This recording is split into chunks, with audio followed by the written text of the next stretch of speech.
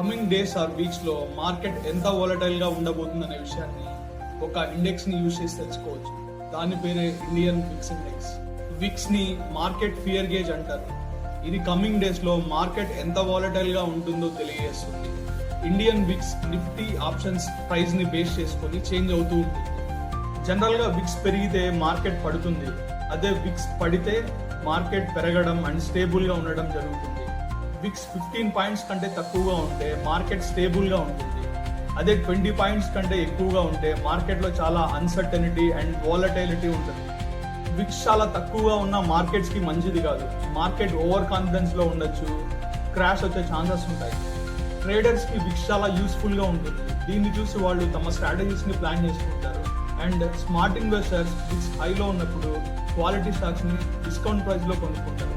Finally Vicks ని అర్థం చేసుకుంటే మార్కెట్ మూడ్ మీ చేతుల్లో ఉంటుంది. మరిన్ని ఇంట్రెస్టింగ్ వీడియోస్ కోసం ఛానల్ ని సబ్స్క్రైబ్ చేయండి.